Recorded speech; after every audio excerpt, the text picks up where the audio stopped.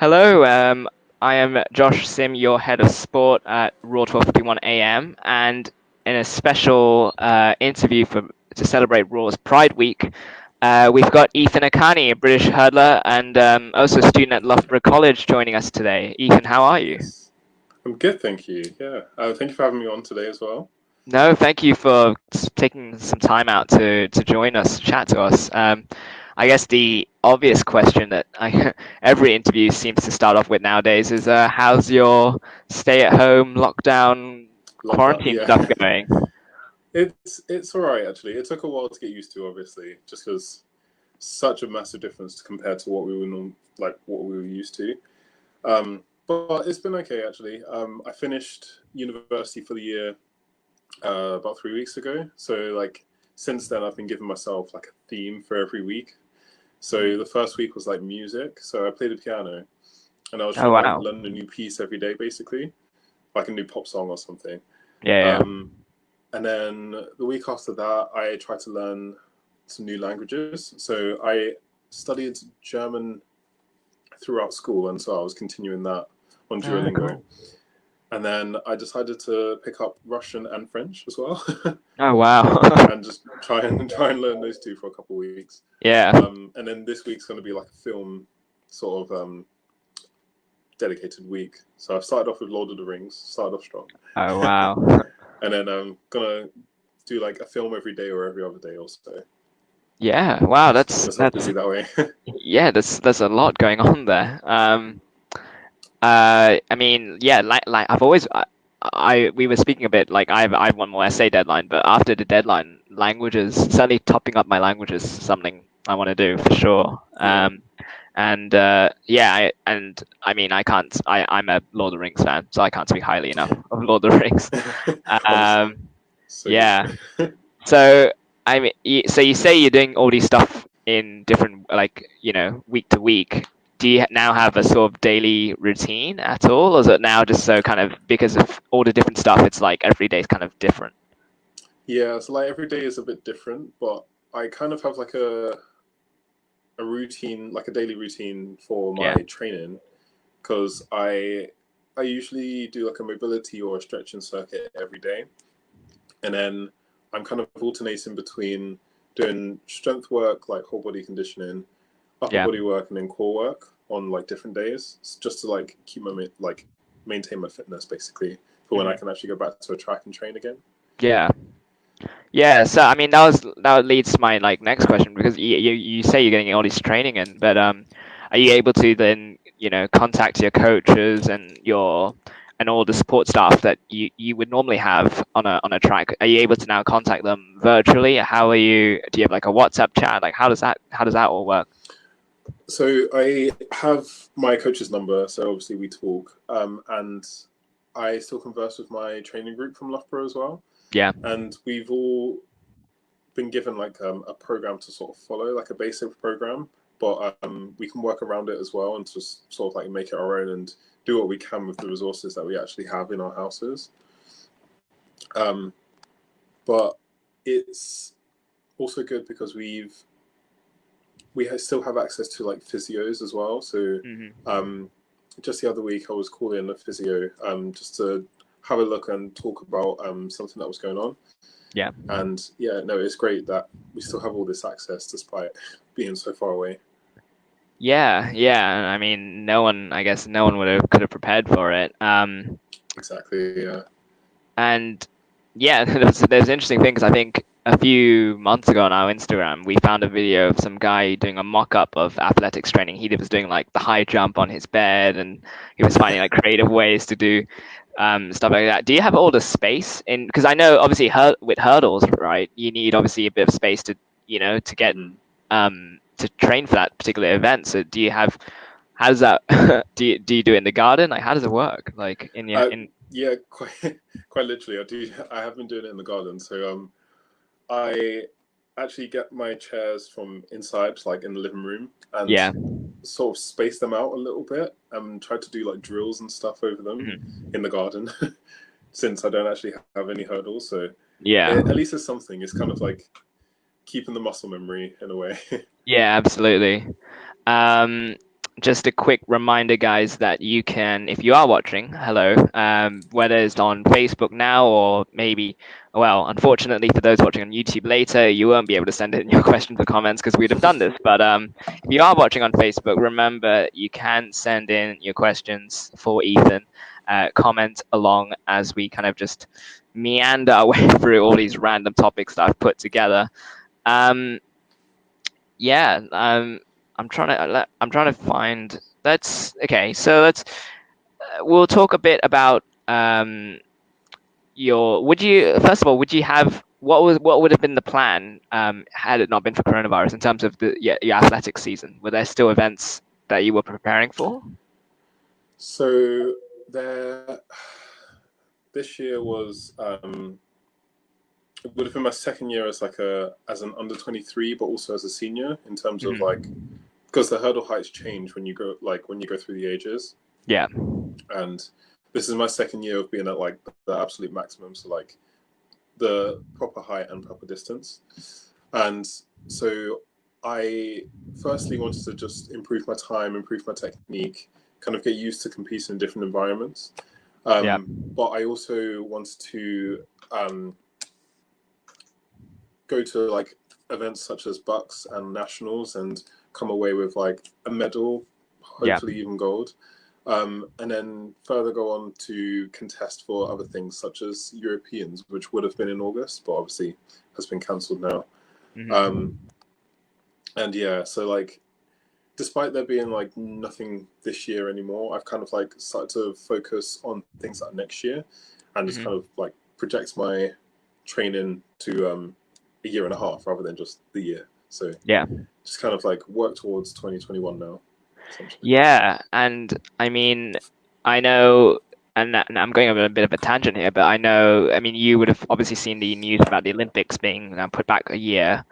Um, Yes. as an athlete who, I mean, is it, how much do you kind of, when you're training and stuff, how much is it timing that you get your peak performance at the right time for these events? Is there a lot of that when you plan out your training blocks and kind of slowly, gradually kind of ramp up the intensity? Yeah. So like timing is key for like time. Sorry, I start again. Timing is key for like when you are aiming to peak at the right time, because if you ramp up the intensity too quickly or Yeah. too soon, then you'll either peak early or you'll get injured because it's just so much Mhm. that your body can't really take it. Yeah. And I'm very lucky in the sense that my coach is extremely experienced. He's coached so many amazing athletes beforehand, and I'm in great hands because he knows exactly what to do. So, Mhm. for example, even the indoor season this year, he timed my peak perfectly.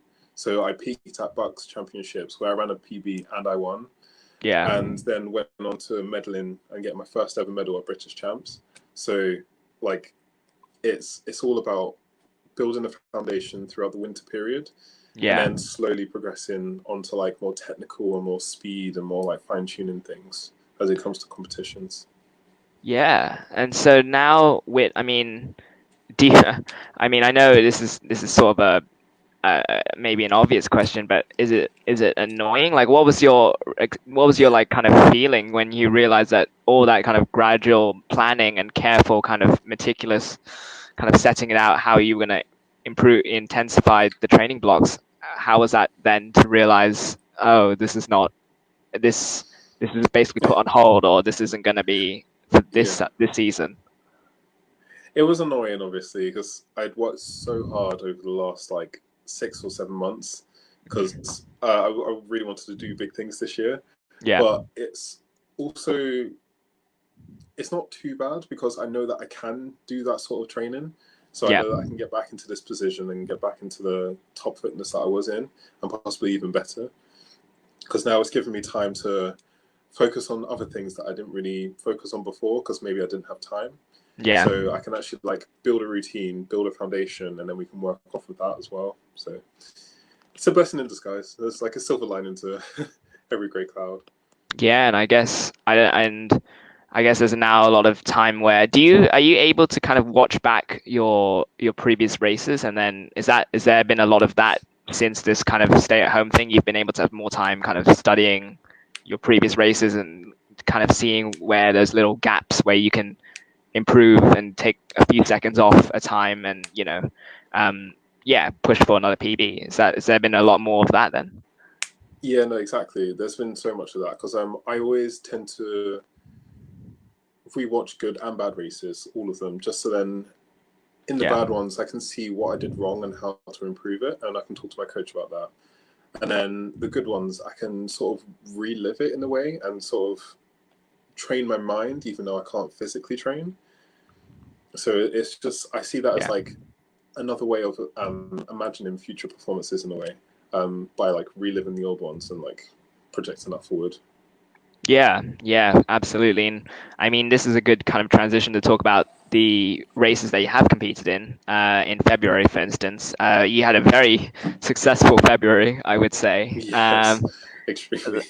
Yeah, I mean, to kick off with, was it, and I know this is now going back a few years, but what was the adjustment from competing competing when you're a school student to university sports? Was there a step up? Was there a transition to that? And then I've got another question about transition, but we can ask that one. I can ask that one first. What was the transition like from school kind of level sports to university level sports to Bucks? So school level sports was always something that like I looked forward to.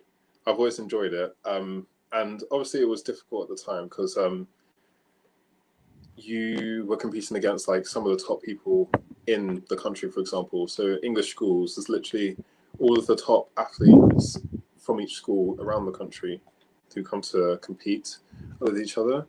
And it I'd probably say it was the best way to like progress onto university competitions because you're used to that sort of environment and you know how to handle it as well. So when I came to university, it sort of felt like I knew what to do and like how to go about doing these competitions. But it also helps that I had an amazing coach who brought me through the age groups. Yeah. Um, so Tony Jarrett, who is the one of the best British hurdlers that we've ever had. I was so lucky to have him as a coach, and he helped me get into the mentality of essentially being like an elite athlete because obviously he knew from personal experience how to get into that mentality, and he always gave me great advice, and the training sessions that we did were perfectly suited to progress me onto the senior settings essentially. So I Yeah. feel like a combination of those two kind of just helped me smoothly transition into university competitions. Yeah, and it's fair to say that that transition went pretty well. I mean, you were the Bucks indoor 60-meter hurdles champion a few Yeah. months ago, and you're also the South of England champion, which was all in that Yes. same month of February, and then there's Yeah. British Championship. So, talk me through that because there's a lot of I mean, we spoke about how you'd been kind of your training, you time your training for these kind of events. Um, and you spoke about the winter season, how much work you'd put in. So, I mean, you obviously knew you were going to go through all these events in February. So, just talk me through how did you kind of just take it step by step, event by event? Was that kind of the mindset? What was the preparation like? So it was actually, yeah, it was exactly that. So I kind of took it competition by competition, Yeah, and even within that competition, I took it race by race because you can never know what happens in a race. Like hurdles is so unpredictable because you could hit a hurdle and completely mess up the race, or you could have the perfect race and just kind of like surprise everyone. And I feel like that kind of happened at South of England champs. Um, so I was going in as one of the top three athletes, but I didn't really expect to win in a way because I was one of the youngest as well. So I just assumed go out there, have a bit of fun, just like yeah, get used to being in these sort of environments. Um, the first race went quite smoothly, and the second race, I kind of it sounds a bit weird, but I kind of like blanked out in a way because sometimes when you have such a good race, it kind of feels like you switch off and you kind of just go into autopilot. Yeah. And I felt that during that race, and it once I crossed the line, it kind of just hit me that I had actually won it. And then after that, all the emotions came through. Yeah. I was so excited, so emotional with my family as well. And that was my first senior like gold medal as well. So it was a massive thing for me. And then I kind of took that excitement and that sort of mentality into Bucks as well. Now, Bucks was actually it was quite a weird competition because it we ran the heats normal, it was fine, but then when it came to the final, we ran the race. However, there was a full start, and normally there's like a recall gun to basically tell the athletes to stop running, but because the audience were cheering so loud and it was sort of like an electric buzzer, if anything, rather than an actual gun. None of the athletes heard it, so we all finished Oh, the wow. race. We all actually ran, even though it was a full start, but nobody knew. Yeah. And I had actually just won that race, so obviously I was celebrating across the line. Yeah. But As then, you would. literally, sorry, As you would. As that's yeah. yeah, exactly. Like initial reaction should just be like, ah. But then an official came over to us and basically broke the news that it was a full start, and that we had to essentially go back to the start and run the race again.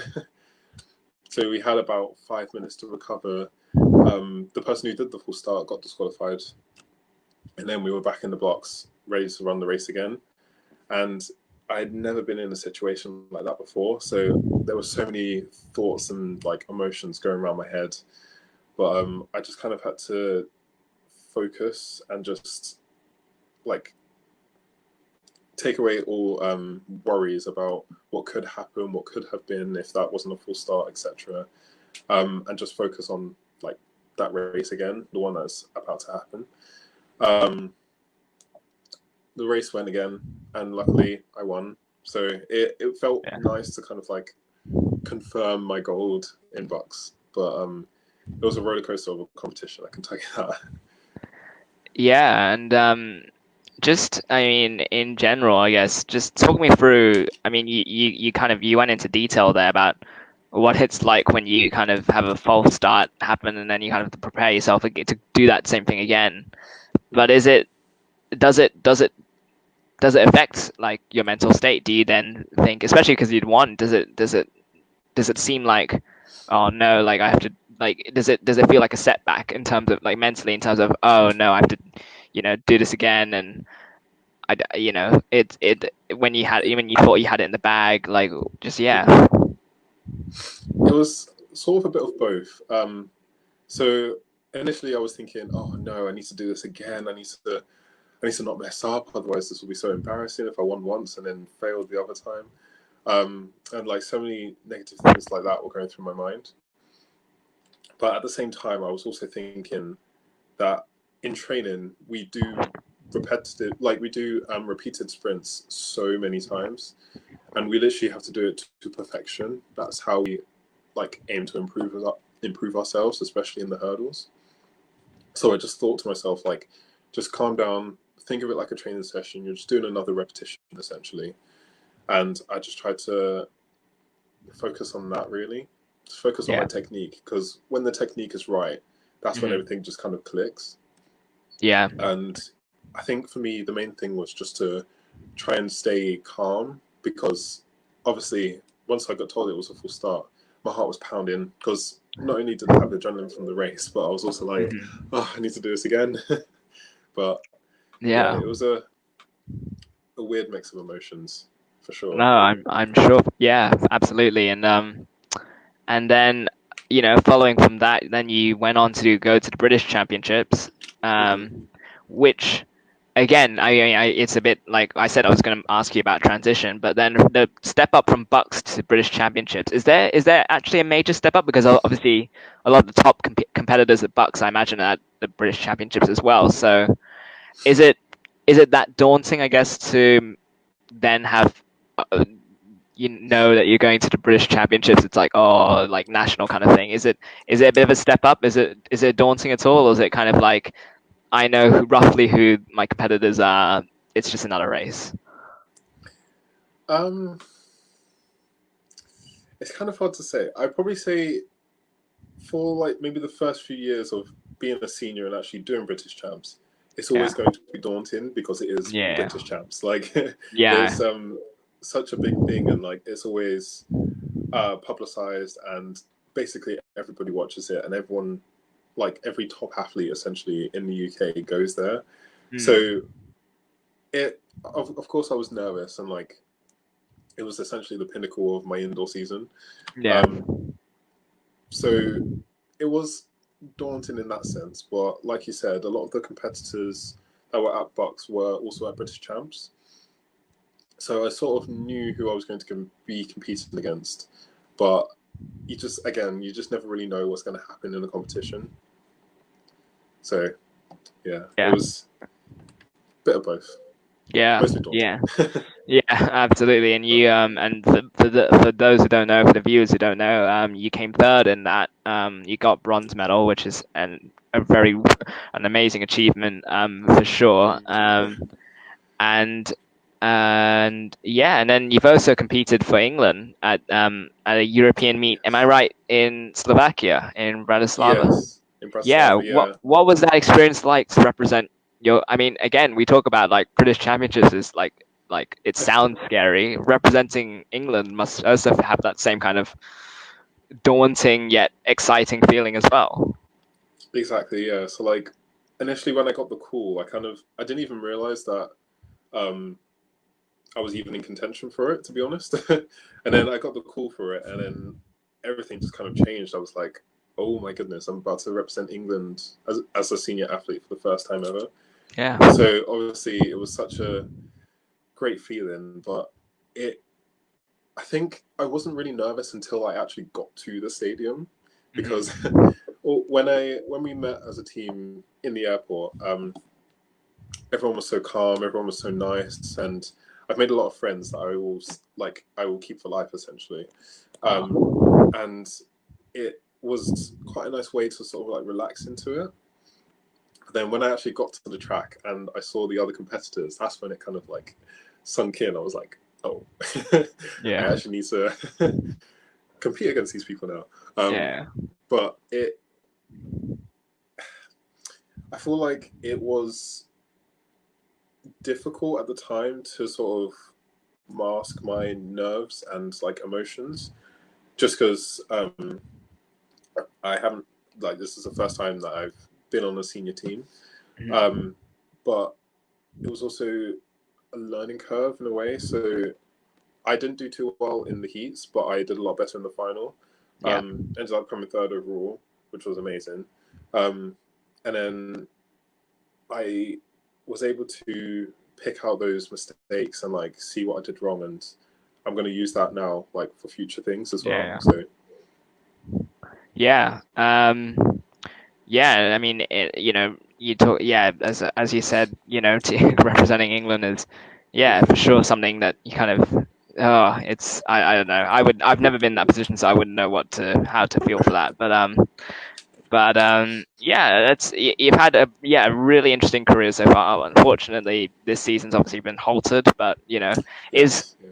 what are your like aspirate like what would you aspire to going forward from like post? I mean, obviously I don't know if we've said it or not, but you're in your final year studying at university. So, what going forward? What's the next step, or what are you hoping or aspiring to get to? I'm guessing the So Olympics. My simple brain tells me the Olympics, but I know it's going to be there's a few more steps before you get there. well, yeah. Can't, if only I could just jump straight to the Olympics. That'd Yeah, be I amazing. know. But of course, the Olympics is like a big aim. So like that is essentially the reason, well, not the reason that I'm in the sport, but it's definitely something that I've been striving for ever since I started when I was 13. And I have always thought of it as an end goal. So there are so many competitions that I want to build my way up to in order to get through to the Olympics as well. So, for example, like you said, I'm in my final year. Well, I'll be in my final year of university in September, and next year will be my final year of Bucks. So to win that again would be amazing, to retain my title. And then next year there is a European Under-23 Championships in Norway, Okay.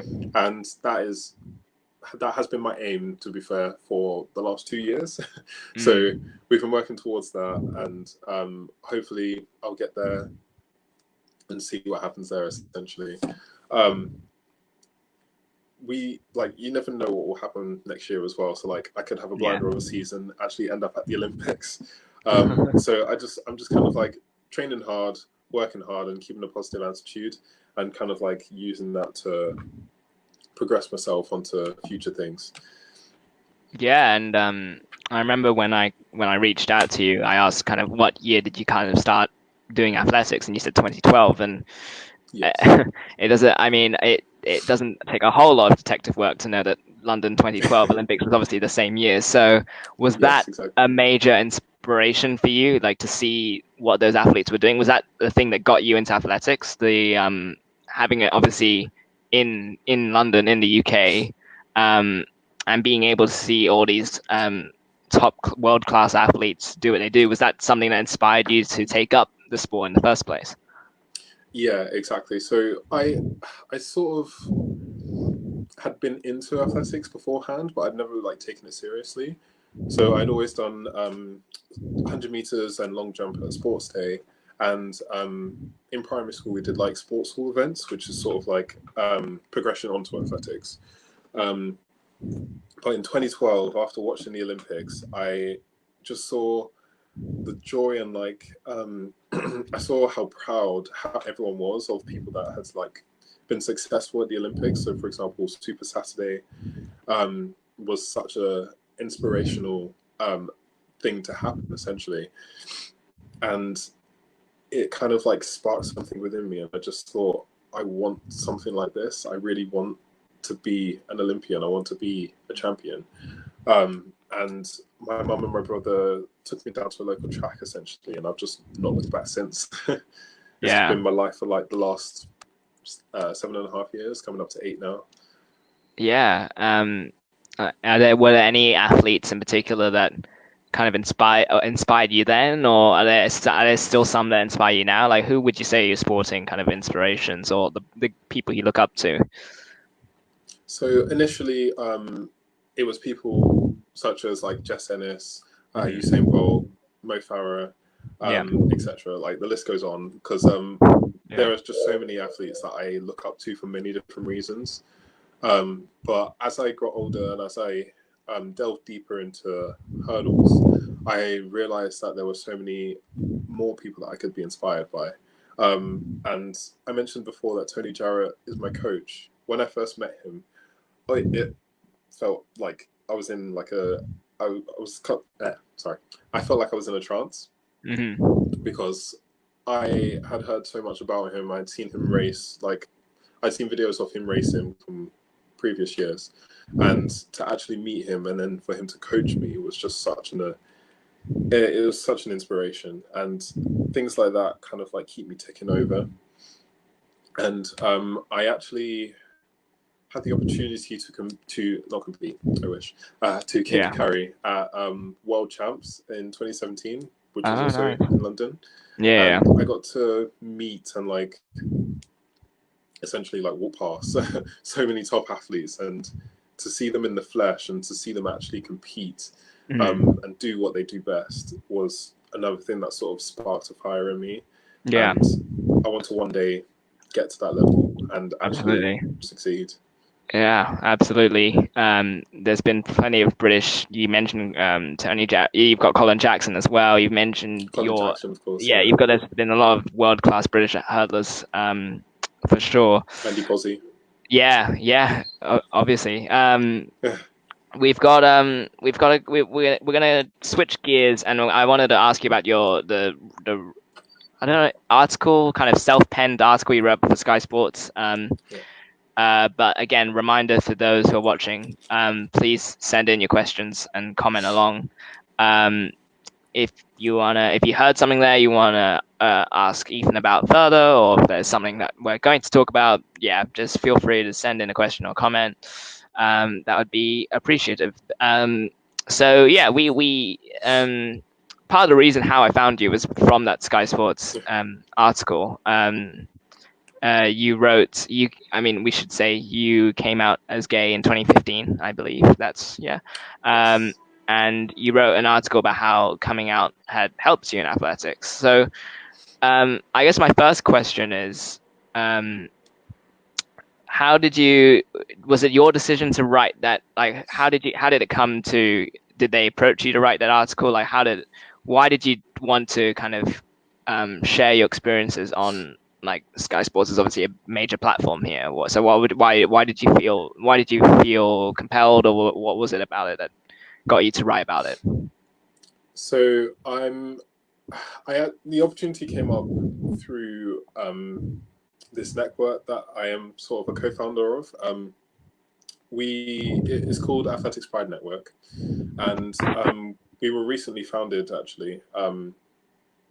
Only in December was our first meeting, and we have a connection with someone called John Holmes, who is a journalist, and he gave us the opportunity to talk to Sky Sports and sort of like get some more positive coming out stories out there. And I hadn't actually openly come out as gay in athletics until that point.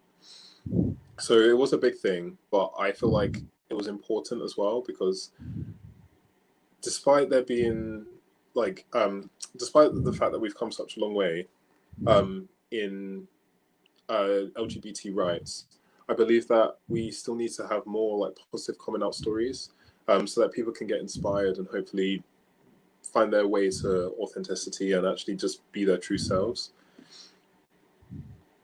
Yeah, And yeah, and so like I thought doing that article with Sky Sports would be like a great way to get another one out there, especially with me being a young black athlete as well. So because you don't really see many young athletes actually coming out as gay in their sport, but also the black community sort of don't really talk about it. Like there's not many openly gay black men or women. So I'm hoping that hopefully we can change that in the future. yeah, and it's obviously right now, currently, the world is in a very difficult spot. There's obviously a lot of things going on right now. How important do you feel it is to use your, I mean, I know and we'll put it down here. We'll put down, we've got your Instagram here, so people can follow you on Instagram. Um, there it is. It should come up now. And Twitter, and obviously, and all the social media platforms. How important do you find it is to use your social media platform to speak out about issues like that you're passionate about, like LGBT rights in sport?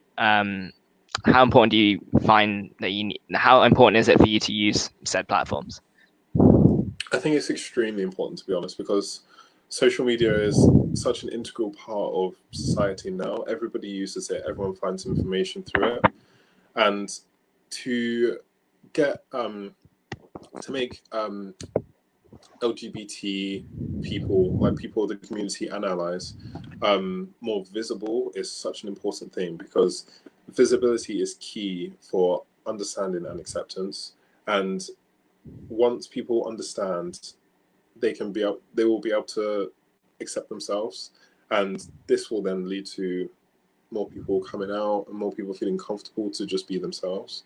And also, other people can educate themselves and they can learn what not to say, what to say, how to deal with it, how to sort of like talk about it when somebody does come out to you, and other things like that. So I feel like, especially through this Athletics Pride Network, we can Yeah, find like a way for people to feel as though they feel safe and like they can actually just talk to people, because I think that is a key thing as well, because not many people talk about LGBT or how they identify. So I feel like, especially from personal experience, talking to someone just takes like such a big weight off of you, and it kind of feels like you're not holding like so many things back anymore. Yeah, and I think it's also the best way to get people to listen, which seems to be the theme. Certainly, in recent times, everyone's put an emphasis on, people need to be not necessarily kind of, maybe not necessarily kind of speaking on things that they don't know about, but more listening to it first and then kind of before coming to a conclusion on something. So yeah, absolutely. Exactly. Um, and you've mentioned twice the Athletics Pride Network. It's good. It's a good segue. You mentioned you're co-founder of Oh, it. froze. Sorry, could you say it again? Sorry, you froze for a Um, little bit. okay. You mentioned the Athletics Pride Network that you helped co-found in December. Um, how was it? Was it? Was it? I mean, you mentioned you had a journalist, John Holmes. You had some people there to kind of help you put it together. Um, how has it since helped you? Like, how is it now that it exists? How does it help an athlete? What kind of support does it give on a regular basis? Is it or is it something that is it what how do athletes like yourself, how have you found it helpful to use it? So, um, it's a good to at the moment we have um, a private Facebook group where people can join, they can come and talk, and I find this really useful, especially for me personally, because I never really knew that many gay or LGBT athletes like within the UK. So it's quite nice to sort of connect with different people and see like the experiences that they go through, and it's a good way for me to understand troubles that they may have come across because luckily I've actually had quite an easy coming out story in a sense. I've not really come into confrontation with homophobic people, or like I've not really had many situations where people or groups of people have been homophobic to me in any way. So it's really good for me to understand the struggles that other people went through, so then I can sort of lead the pathway to people not doing those sort of things anymore. Yeah, Because once we know what it is that we want to fight against, we know how to fight against it in a way and yeah, like prevent it from happening again. yeah, absolutely. And I saw that And yeah, you've I think it's a great way for people to come share stories. yeah, absolutely. And I saw Oh, that sorry, you you froze again. oh, I did. Am I there now? Hello. Oh no, you're Okay. back now. Sorry. Okay. um I saw that you started wearing rainbow colored laces when you compete. Was that um first of all, was that something you came up with, or did someone kind of approach you and say, "Hey, we've got these kind of laces that you can wear for these events. Would you like to wear them?" How did that kind of come about? And then how important is it for you to have them as a kind of a visible symbol of what you're passionate about, what you stand up for while you're competing? So initially, I actually just got the laces during Pride last year, and I decided to put them on my white spikes because it was a good way for me to sort of like you said, be visible within the athletic space. And I think it's so important to have things like this because this is actually how Athletics Pride Network was created. Because at British Champs last year, a coach with one of my competitors, Andy Paul, saw my rainbow laces and said, we should do something. Like, we should create um, a network that sort of like makes it easier for LGBTQ plus athletes and coaches and officials, etc., to actually come together and sort of converse, and like we can share stories, see it, and sort of like create a plan to improve engagement in athletics as well. And since then, it's kind of just snowballed and it's progressed, and we've had so many more members come in, and we now have a nice, solid core group members who sort of organise and do everything behind the scenes, and then we have the general members as well.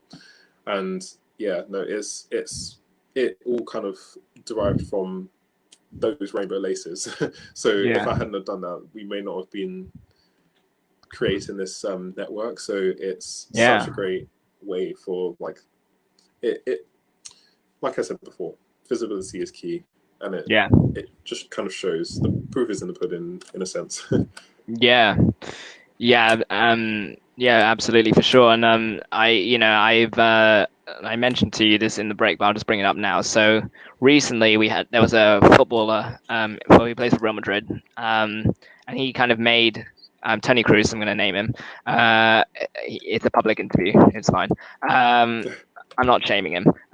But he did say he wasn't sure if he'd recommend if a current footballer should come out as gay publicly. He cited how there's a lot of emotion experience in the stands. Certain words are used on the field. I can't assure you that they'd be insulted. He does say that they would certainly get the support of many teams, but he's not sure if it would happen in front of rival or other competitive teams if fans would refrain from insulting the player personally Yeah. using such insults. Now I know obviously you're a hurdler, so I don't know how much you'd know too much about the ongoings of football, whatever. But just in terms of a general point of view, is it a case of football's waiting for?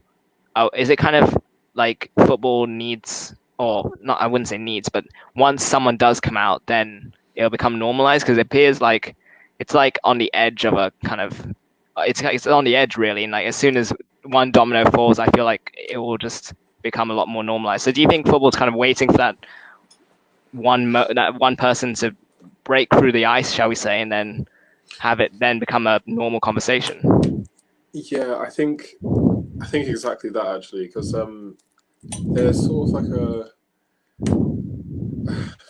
it's a bit of a difficult one, just because football sort of focuses on um, masculinity in a way, and sometimes people don't really associate being gay with masculine, so there can be like a bit of a conflict.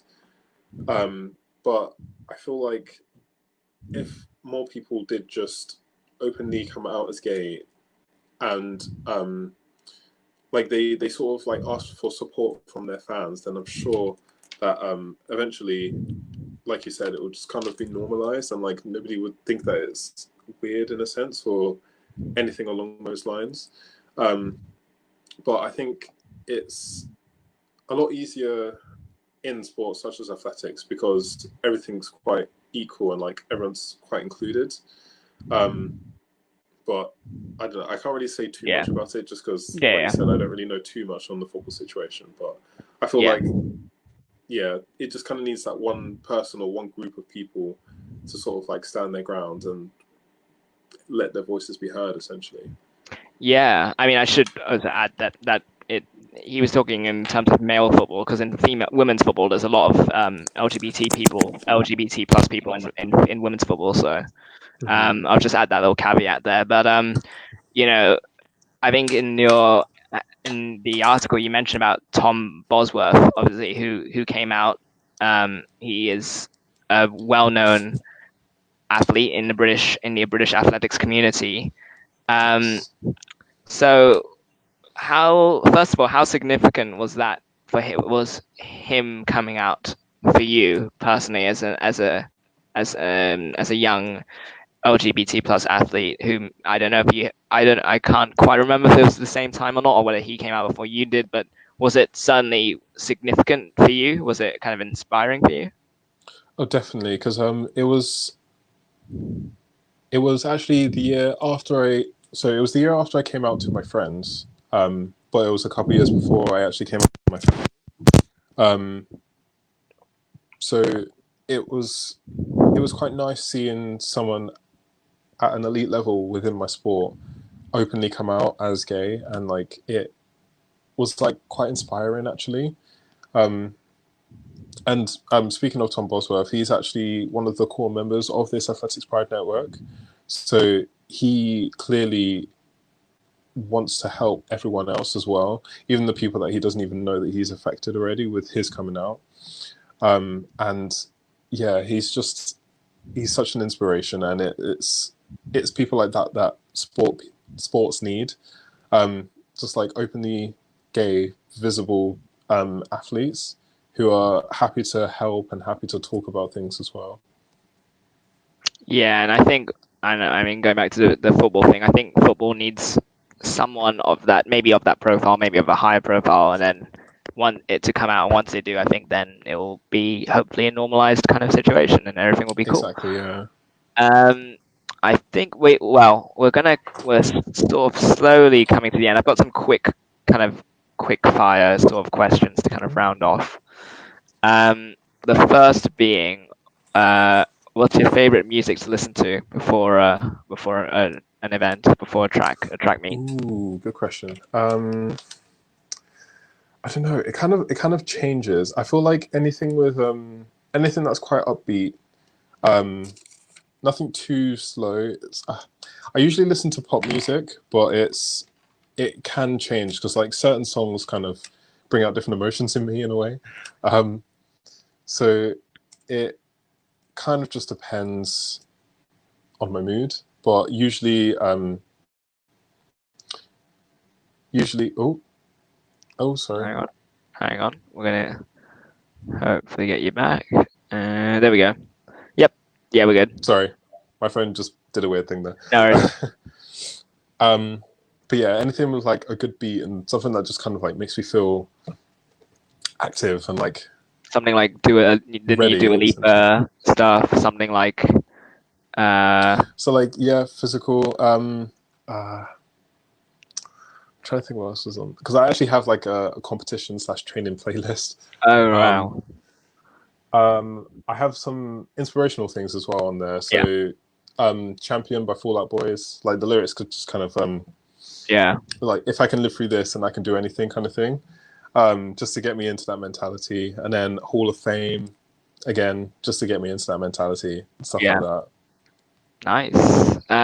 Do you have a guilty pleasure movie? Um,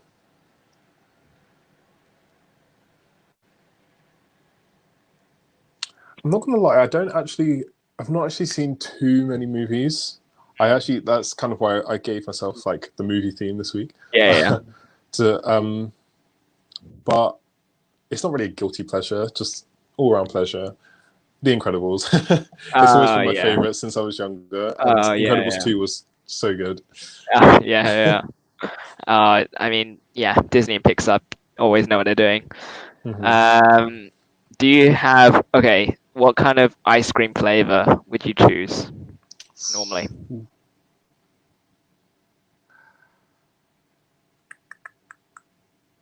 I would say, oh, there's one that I came across. I think it was in Sainsbury's. It was like salted caramel with honeycomb, and Oh, oh my goodness, it's amazing. oh man, that is, yeah, I might need to go get my ice cream after this. Hmm. Um, Exactly. do you have an ideal holiday destination? um, I would say Jamaica because I Yeah, went with my family a few years ago and it was such a great experience. Like I'd love to go yeah, back again. yeah. I'd pick an island, a tropical island. I'd probably pick Hawaii, which I've been Ooh, once as a kid, and oh, it was nice. amazing. We talked about you being in your final year of uni, so these last two questions are related to that. What's Okay. one thing you'll miss about the university experience? About the I feel like I'll miss sort of like being surrounded by my friends in a way and like making new friends as well because Yeah, I work on campus as well, so I'm constantly coming in contact with new students and just new people, and I quite like that interactivity. So I feel like I'll miss that quite a lot when I graduate. yeah, and the last question now being the reverse. What's one thing you'll be glad to not miss or leave behind, shall we say? Uh, feel like this one's relatively cliche, but the stress of coursework and exams. Yeah. I'll be happy to leave that part behind, but I'll be glad to like actually get the degree from it. Yeah, no, absolutely. Well, that kind of wraps it up. So we can find Ethan. Your Instagram's down there. Is there Yes. anything else you want to plug? Do you want to plug anything else, or is Instagram? Just to again look out for the Athletics Pride Network because it's such a great cause and it's something that anyone can get involved with, even allies. So it's a great way to sort of like promote more LGBT inclusion within the athletics. Yeah, yeah, absolutely. Check that out. If you're watching this, maybe you're inspired by what we've kind of talked about. Hopefully, then definitely go and check it out. Just Google it, and you'll probably find it. My thanks go to Ethan for joining me. Thank you so much for taking some time out to spend No, this it's okay. 50 minutes or so. Um, Thank you for and having me on here as well. Oh, no worries, absolutely. And also be just check out Raw 12:51 a.m. on our socials for all the other things we're doing for Pride Week. This was the sports kind of major major event, but obviously we've got news department, music department doing different things, arts, so kind of highlighting different LGBT figures a day. So go just check out what we're doing for this week to kind of celebrate Pride Week and Raw Sport. We will be back hopefully this weekend with with something, a broadcast of some sort. So stay tuned and yeah, thanks for watching along.